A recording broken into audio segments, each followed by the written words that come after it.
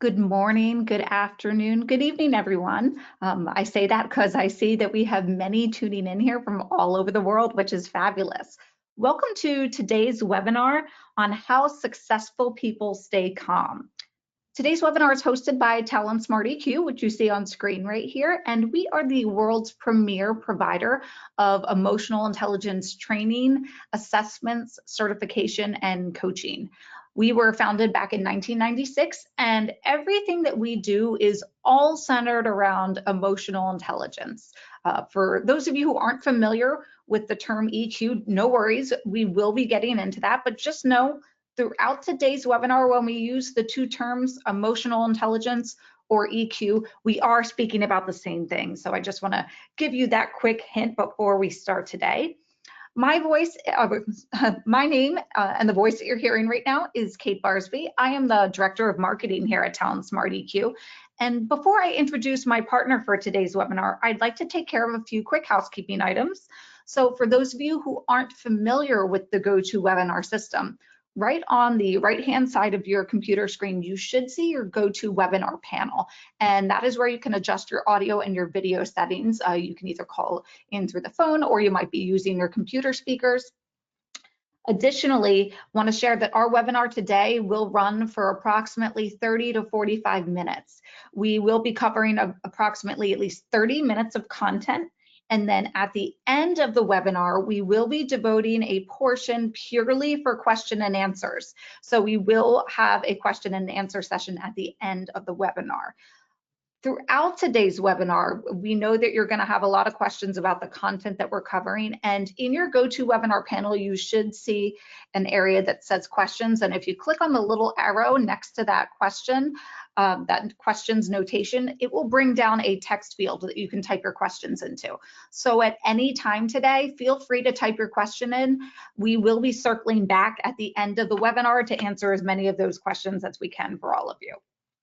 Additionally, today's webinar will be recorded, so for anybody hopping on late or can't stay for the entirety, no worries. Everybody attending today will receive a recording of the link, and you'll get that about 1 hour after the webinar completes to the email that you registered with. So just want to share that with all of you. And lastly, we are conducting a survey at the end of the webinar, and that is just an automatic populated survey that will show on the screen as soon as we close out the webinar. Talent Smart EQ really does appreciate that feedback. We look at all of the responses, and it helps us to make sure that we're continuing to create great content that is very helpful, insightful, educational for all of our webinar attendees. So please do us a favor and fill out that content. We would greatly appreciate it for that webinar. So without further ado, I would love to jump right in and get started. Again, as I shared, my name is Kate Barsby. I am the Director of Marketing at Talent Smart EQ, and I will be in the driver's seat today as our chauffeur, if you will, and our technical producer. I am tuning in from Talent Smart EQ headquarters in beautiful sunny San Diego, California. Joining us today as our subject matter expert will be Sue DeLazzaro, and she is the Executive Vice President of Programs at Talent Smart EQ. And Sue will be our tour guide today. She is tuning in from Maryland. So without further ado, I'd love to now take this opportunity and introduce Sue to you all, and we can jump right into our webinar on how successful people stay calm. Sue, hello, and can you hear me okay? I can. Can you hear me, Kate? Yes, we can hear you great. Thanks so much for joining us. Great. Yes, I'm happy to be here and I'm excited to get started. Great. So why don't we jump right in? And Okay. Sue, why don't you share with us what we're going to be covering in today's webinar?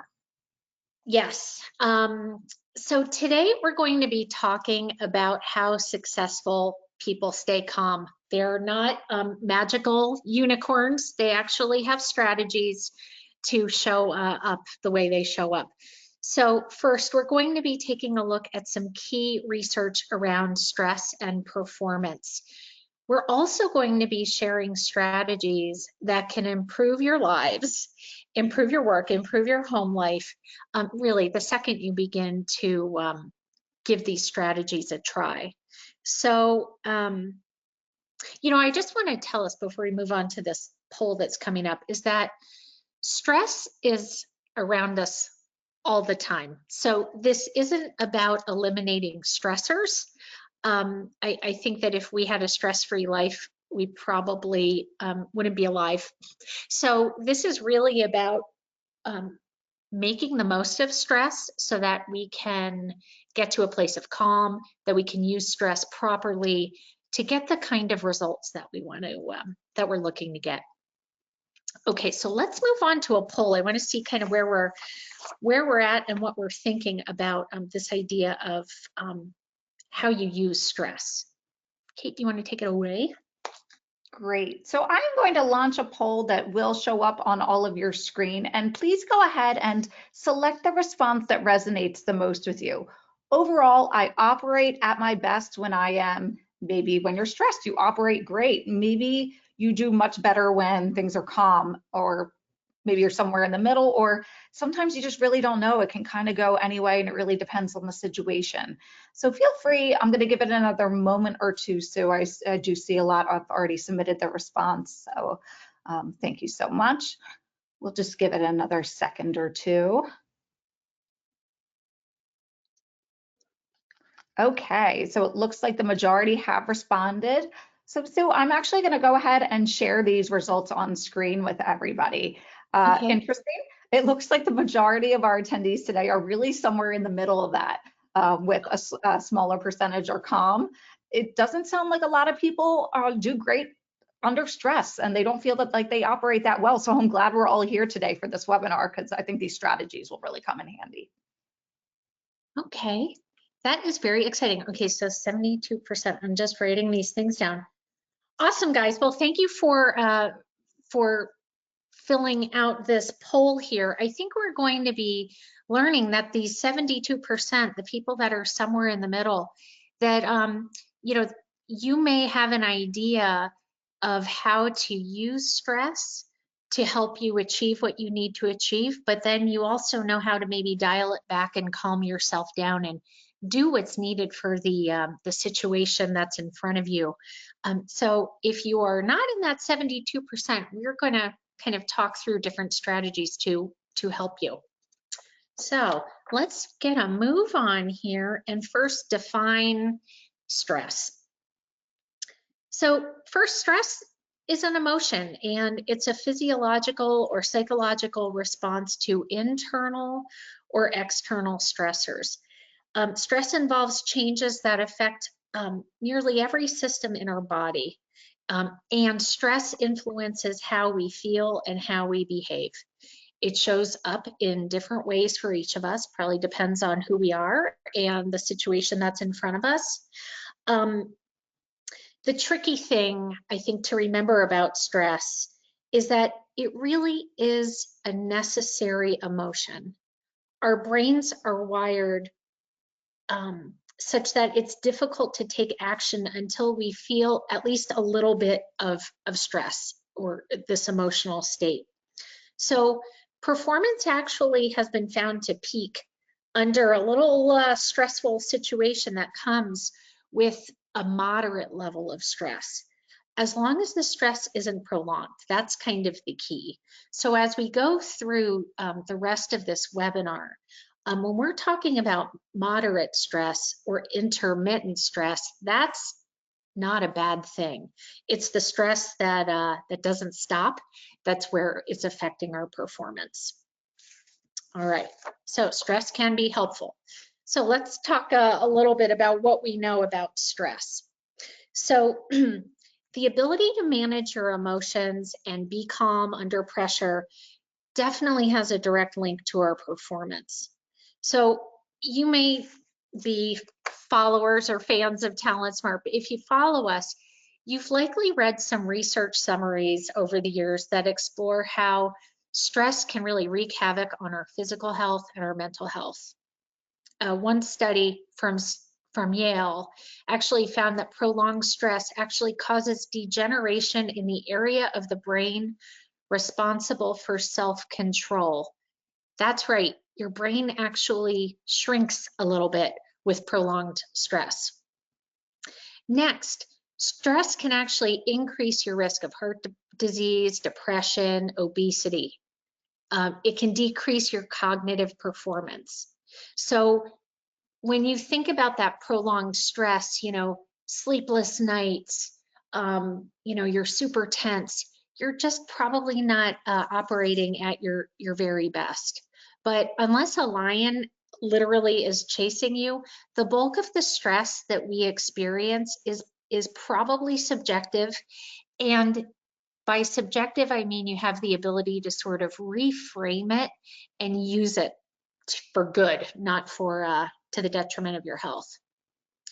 So top performers, they have well-honed coping strategies, and that's why we're here today, that they use to lower their stress levels regardless of what's happening around them.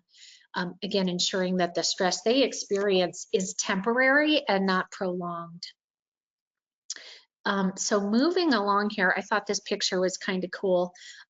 Research from UC Berkeley reveals actually an upside to experiencing moderate levels of stress. It shows that, if you can kind of control your stress a little bit, the onset of stress actually entices the brain into growing new cells that are responsible for improved memory. But there's a but here. This effect is only seen when stress is temporary.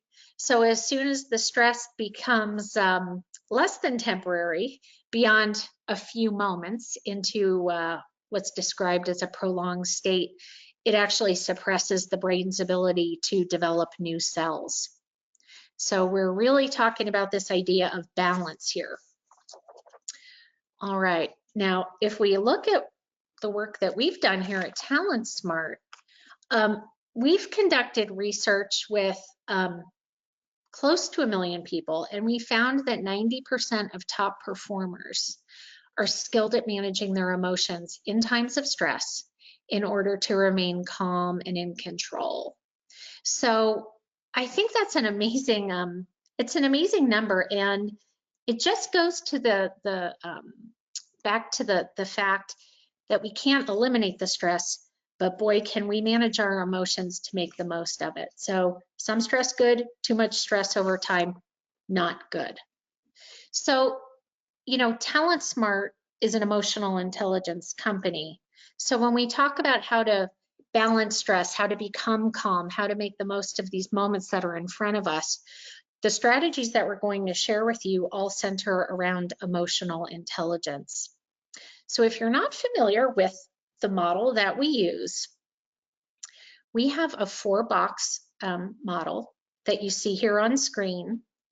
There are 4 skills that make up emotional intelligence that you see here: self-awareness, self-management, social awareness, and relationship management. Emotional intelligence, this skill set, is our ability to recognize and understand our emotions and use this awareness to manage our behavior and our relationships really with ourselves and with others. So we can learn to increase our awareness of our stressors and also manage the feelings around them, so we can use the stress to our benefit and get us back to a calmer, more productive state. EQ is a skill. It can be learned with practice. We just need to know very specifically what we need to practice in order to become emotionally intelligent. So I want to show you just a tiny little thing about the brain before we jump into the 5 strategies that successful people use to become calm. So stress is an emotion, and all emotions are processed in the brain. So like any emotion, we are responding to the environment around us. Now, this is a very simple picture of a brain, and it shows how emotions are processed. Our brains are wired for survival. We're constantly taking in stimuli from all around us, and the stimuli is entering through the base of our brain, that little green part there at the bottom. And the stimuli is traveling, so in this case, a stressor, is traveling first to the limbic system, and that's where emotions are processed. So in the grand scheme of things, we are physically experiencing emotions, meaning our hearts are beating faster, our palms are getting sweaty, our cortisol is rising, before we can actually assign meaning to this stimulus. So back of the brain's going through the limbic system to the emotional center. And then this stimulus is traveling to the front of our brain.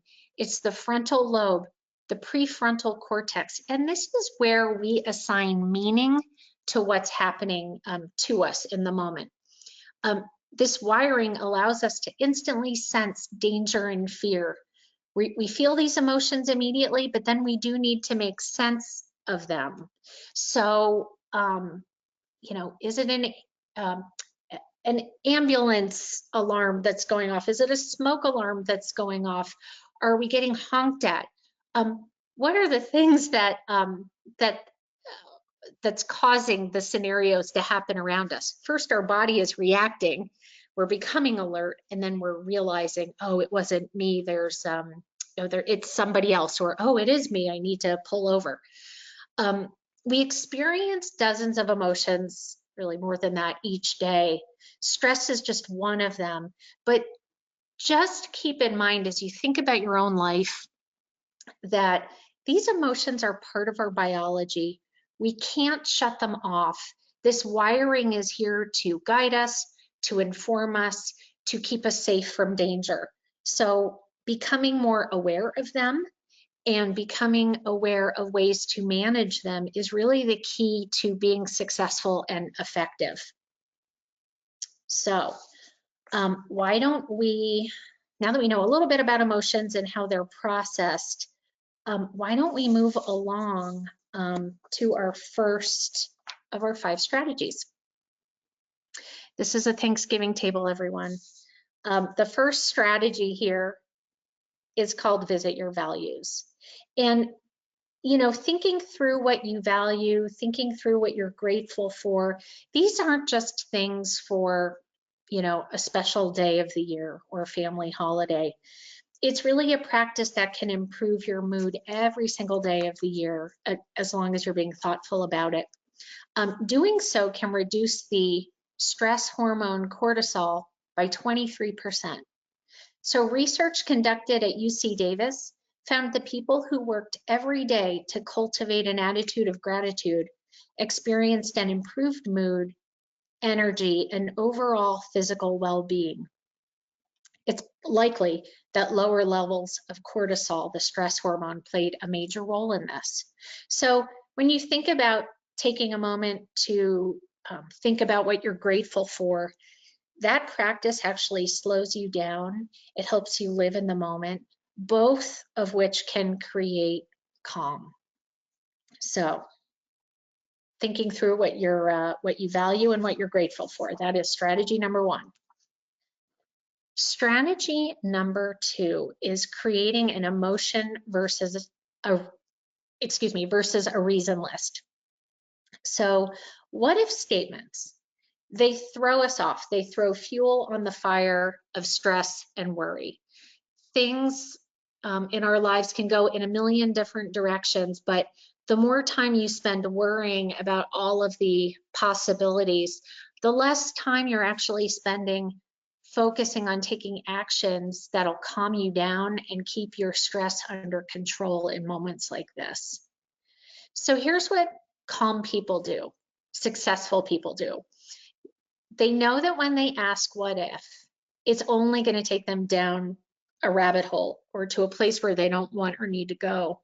So when you can create an emotion versus reason list, basically piece of paper, 2 columns, what are the emotions that you're experiencing and what are the facts, what are the reasons and the thinking behind this emotions. It'll help you identify what your emotions are telling you to do versus what your reason is saying. So if you think back to that little picture of the brain, it's almost separating the emotional part of the brain from the reasonable part of the brain. And once you can look at this list, you have some data to look at and you can have it on paper, and just by doing that can help you kind of calm down and get a little focused and centered on what it is you actually need to do.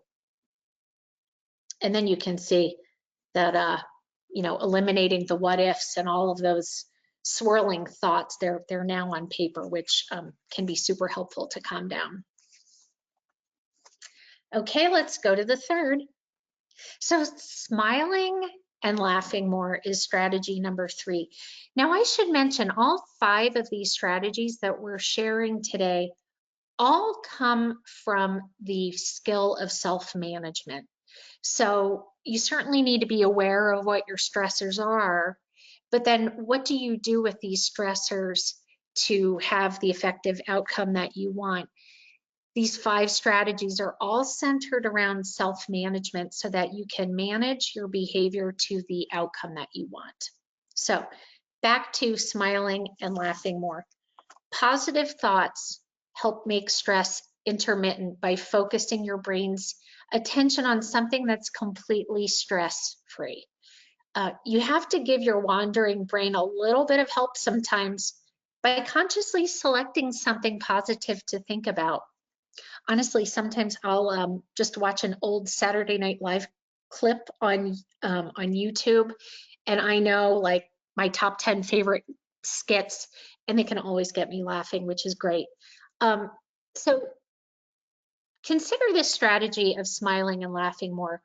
When you are feeling frustrated or distressed, if you can kind of keep in your back pocket this idea of laughing and smiling, it's actually going to trick your mind into feeling more positive and counteract your negative emotional state. Any positive thought will do to refocus your attention.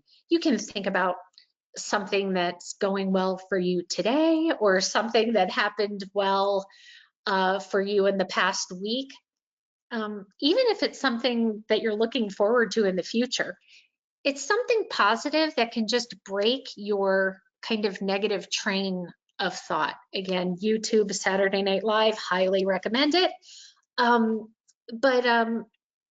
these moments, just think about your day and what you might be able to incorporate that, can quickly get you to a more positive, a more positive place. So that is the third strategy. The fourth one, I thought this was Prince Harry when I first looked at it, is taking control of your self-talk. Now, a big step in managing stress involves controlling this script that we have playing in our heads. The second something is happening around us, we are likely having a little conversation with ourselves, and it might not be positive self-talk. So the more you ruminate with negative thoughts, the more power you're giving them. Most of our negative thoughts are just kind of fleeting thoughts. They're not facts. And that's something to, I think that's something important to keep in mind.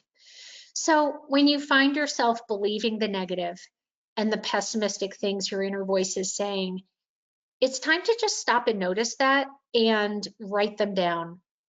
Literally stop what you're doing and write down this negative phrase or thought. And once you've taken a moment to do that, you're actually stopping the thinking. You're forcing yourself to slow down, and you're slowing down the negative momentum of that thought. This act is going to help you become a little more rational and a little more clear-headed in really evaluating the validity of the statement. So, if you're someone who uses never, worst, ever, or other superlatives, chances are those things are probably not true. You're not always late. You're not never this. So that's just something to keep in mind. But when you write these things down, if they still look factual to you, run them by a friend or a trusted colleague and see if they have the same opinion. I bet that they won't. So, when it feels like, if you're an always or a never type of person, that's sort of common self-talk, by the way. This is really your brain's just your natural kind of threat tendency at inflating a situation and making it worse than it is. You know, it either happens more frequently or it's more severe than is kind of what actually is. So if you can identify and label your thoughts and separate them out from, you know, what's actually happening, this will be helpful to calm you down and give you a more realistic outlook. So that my final thought on this is that when you find yourself saying something negative, you can actually over time replace it with with a positive thought, so that you can sort of get through this moment. Okay, our final strategy is seeking feedback. We kind of talked about it in the last strategy, to talk to a friend or a colleague, but seeking feedback and getting some perspective from someone other than your own brain can be really helpful in just giving you some perspective on reality.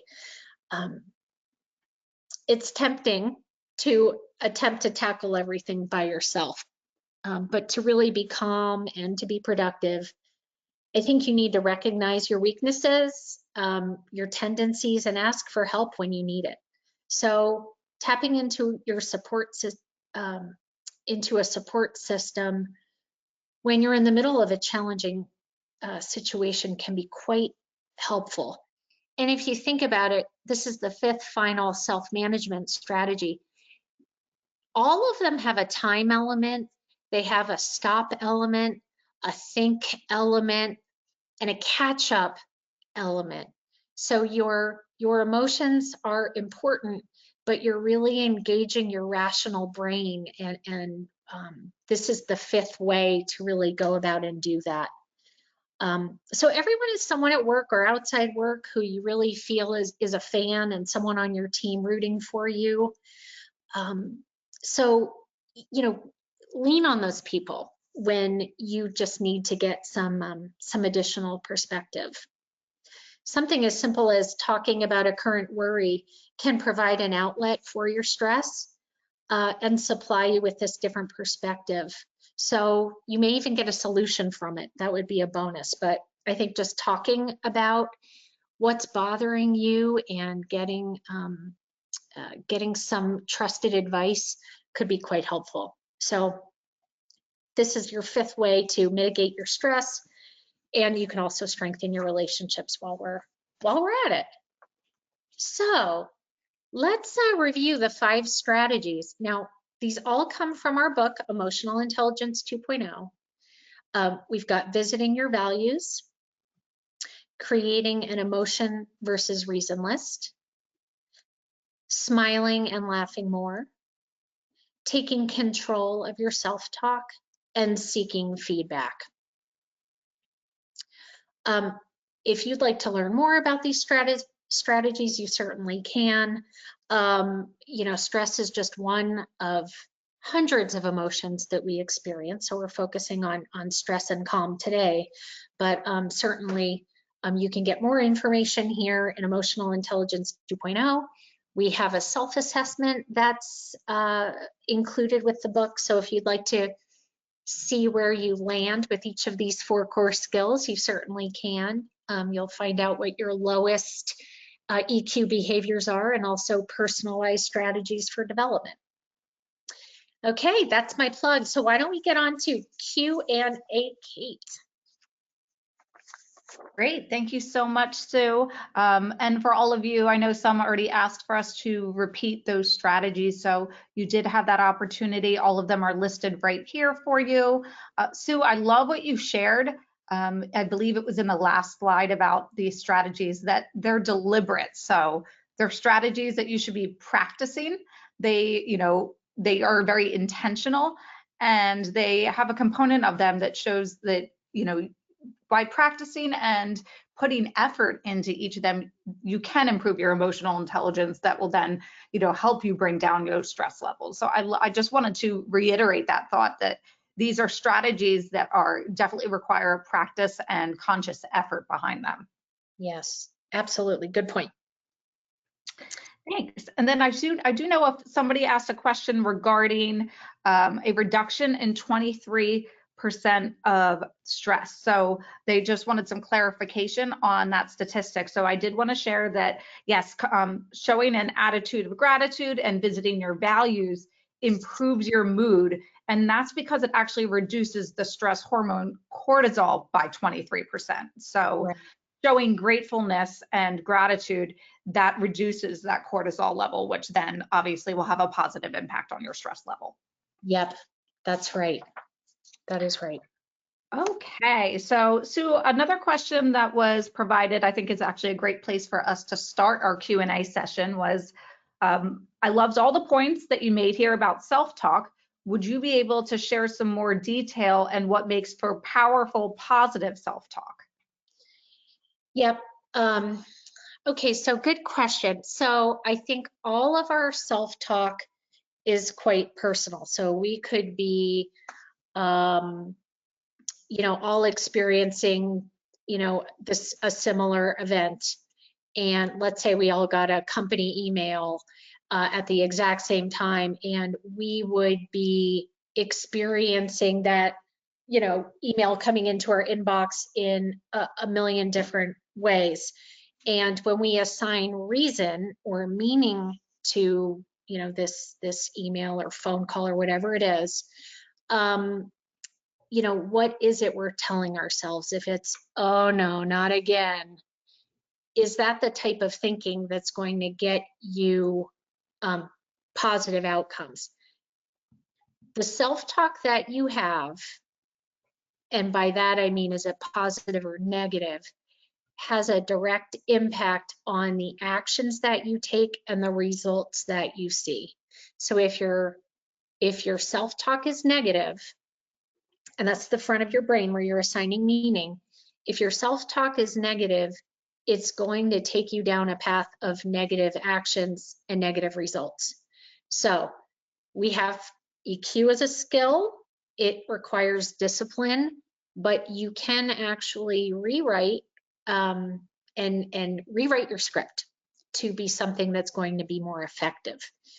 By more effective, I mean something that's going to give you the type of results that you want. So instead of saying, oh no, here we go again, it's, oh, I'm ready for this. Or this is not a surprise, I'm ready for this. That will kind of reframe how you act and what the results end up being. So think about, as you go through these next couple of days, pay attention to what you're telling yourself as you respond to something emotional. And if it's something that is negative, think through what you could be saying to have a more effective outcome. This self-talk should be short. It should be very simple, like, I can do this, or I'm going to nail this, whatever it is. It's something that's going to kind of refocus you to get the type of outcome that you want. Great, thank you so much, Sue. This person actually had a follow-up question to the last question regarding self-talk, and they asked, sometimes the person with the self-talk cannot actually recognize it. So what would be a strategy or a way to recognize the negative self-talk and actually be able to stop it? That is a $1 jillion question. So whoever asked it, thank you. And here is the answer. It's really about becoming more self-aware. So what are your tendencies? Think about the moments where you experience stress. Reflect on that a little bit and think through, what are the moments that are stressful, or what are the results? Think about situations where maybe things didn't go the way you had hoped. And if you think about those situations really at the beginning of the situation or the end, the self-talk is somewhere in the middle. So if you think about a scenario really it just requires some quiet reflection to be thinking about, okay, what was the situation? How was I feeling? What was I thinking? Why did I feel this way? What were my results? If you can kind of take some time to regularly think, sometimes people do it at the end of the day, sometimes people, do it at the end of a week, and they're just kind of taking time to do some reflection and really thinking through, really from all angles, what's the scenario that led to the self-talk. And if you don't know what your self-talk is, if you can think through kind of the scenario itself, I think you're going to hear the self-talk in your head, and just when you hear that, jot it down. Great, thanks, Sue. Yep. This question is about the strategy for visiting your values. Okay. I love the strategy about visiting your values. I think it is probably one of the most important ones. And what's a recommended way to begin practicing gratitude? I really want to make this a habit. Yep. So, whenever you're trying to do something new, it requires regular practice.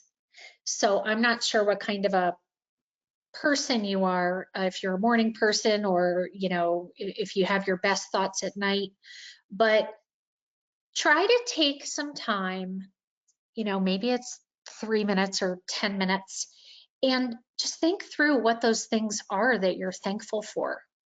Maybe it's 3 things or 5 things, but I think practicing gratitude means making time to think about it and being intentional with it. So it's really about reflecting. I think Great, that's the thank short you. answer. Yep.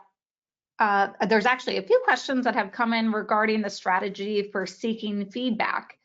I have a lot of friends and I am a social person, but I tend to have trouble opening up and being real with them. Do you have any advice? Um, I think seeking feedback requires a little bit of another one of our strategies called leaning into discomfort. And that means um, practicing being uncomfortable, because that's also something that you can become actually skilled at over time. So I would say start small. Maybe find a person in your life that you trust the most. So start with maybe the most trusted person and start with something small and practice. I don't even know what it could be like. I don't know what I want to have for dinner. Or do I want pizza? Do I want Chinese? I'm not sure. But start kind of thinking through ways to incorporate or incorporating how you ask someone and bring them in. By the way, the pizza and Chinese was a terrible example, but you know what I mean. Should I go this way or should I go that way? What do you think? I think it requires practice just like everything else. So I would say start small and just look for those opportunities to do it with someone you trust. Great. And this is actually just a different take on that same question. So I know the last attendee had a question regarding about opening up in order to seek feedback and being real with your colleagues and your friends. What happens when you receive constructive feedback, Sue, but somehow it turns negative in our own head, or we tend to get defensive? We all know feedback can be hard to receive sometimes. So in that case, do you have any suggestions for what to do when we tend to get that self-talk in our head and kind of really take that feedback negatively and get defensive? Yeah. Well, so here's the good news. You're self-aware that this is a tendency of yours when you receive feedback. So bravo to you for that. Now, you know that is a possibility with you. So now that you know, you can actually plan ahead for it. And by that, I mean, If you know you can get a little defensive, what would the flip side script of that be? Maybe it's, you know what? I'm seeking a different perspective and I'm getting it, and be thankful for it. Doesn't mean you're going to do anything with it necessarily, or maybe there's just a kernel of it that you'll do something with. But what's that little phrase you can say that helps you be thankful that someone was willing to share feedback with you? That might sound a little Pollyanna, but I think that you knowing your tendency and being able to plan for it, just know that you've got the power. The power's with you to frame it however you want. But the self-talk phrase, it should be realistic. It should be kind of in your own voice, and it should be something that helps you kind of see the feedback for what it is, which is somebody's willing to share something with you. That's something to appreciate. And what you do with it's up to you. I hope that answered it. Great, thanks, Sue. We do actually have a few questions that are on the topic of anxiety and stress hijacking. So do you have any suggestions, Sue, for when stress hijacks a person's ability to speak or present calmly? So for example, when a person is presenting and they might go blank, or they want to say something and they really can't catch their breath.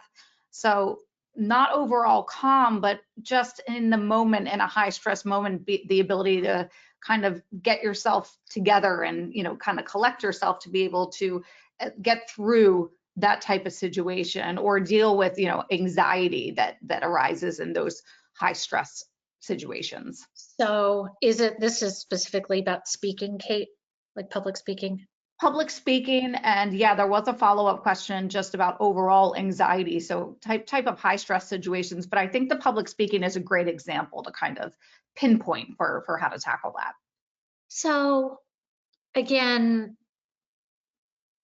I think it's self-aware to know that you have this tendency, and I would say explore a little more around what's bringing on you know, these feelings. What you can do, you know, kind of once you understand kind of the reasons behind it, you know, there's nothing like preparation and planning to make you feel like, okay, I've got a tendency to go off track. I've got a tendency to go blank, and you know what? I'm ready with my plan B. I've got my note cards. Or I have a tendency to talk too long. I'm going to keep some very short bullets. You know, I'll take a couple of deep breaths.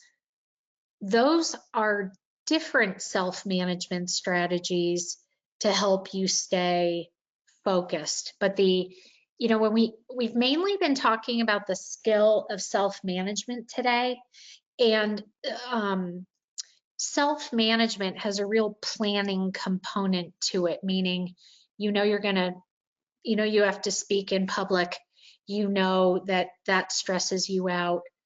You'll use your self-awareness to understand, you know, kind of the reasons why. And then you're going to plan with those tendencies in mind, so that you've got your backup plan. You've got your, you know, if you go blank and you need 10 seconds, have a bottle of water handy so that you can take a drink. Those are just a couple of examples, but that does also fall under self-management. I hope that's helpful. Great, thank you so much, Sue. We are just at about the 45-minute mark, so that is all the time that we do have for our question and answer session, but I really appreciate all the questions that came in. A lot of really good questions, all on these 5 strategies that can help all of us stay calm in stressful situations. So I do want to share before we close out today's webinar some quick information for all of you. You can read a follow-up article that you see on screen here on how successful people stay calm. You can find that at our website at talentsmarteq.com/articles. We have over 300 free articles available for you on there. Tons of amazing content. So please go ahead and check that out. Additionally, we do have in our resources section on our website our webinar page, and that's where the link to the recording of this webinar will be. All of you today will also receive that recording via email in about 20 minutes or so. But we do have an upcoming webinar in December. I do want to just share all of that with you. If you would like to register for that and join us again, that is on why good employees leave. This is a very popular topic. Everyone's talking about it right now with the Great Resignation. So this webinar topic will be led by David Brzezowski, our Director of Training, and take note of that early date in December. It is coming up, and we schedule that specifically just to make sure we're not running into the holiday time when everyone's off and starting to think about other things. So please go ahead and check that out on our webinar page. We'd love to have you join us. And the thing I love about this upcoming webinar, it's not just about the why. I think a lot of us are hearing a lot of the why, but it's also the what to do about it from the employer perspective. So from your organization, what you can do at your organization to retain. So I think that this is a great topic, and we're really excited to share all of it with you. Sue, before we close out today's webinar, I did want to just remind everyone to fill out the survey that will populate in a moment or two. And as I shared, they will get the recording via email. But are there any closing thoughts you would love to share with our attendees today? I think that we covered a lot. I would just say that most people who operate well in times of stress and seem to be calm, they have learned that. And we can all learn to be more effective in these moments that we can't really avoid. So there's hope for all of us, myself included. So good luck, everyone. Thank you. Thank you so much, Sue. Thank you, everyone, for joining us. As I shared, please fill out that survey. We really appreciate it, and keep an eye out for that recording in your email. And we hope you all have a great remainder of your morning, afternoon, or evening. Take care, everyone.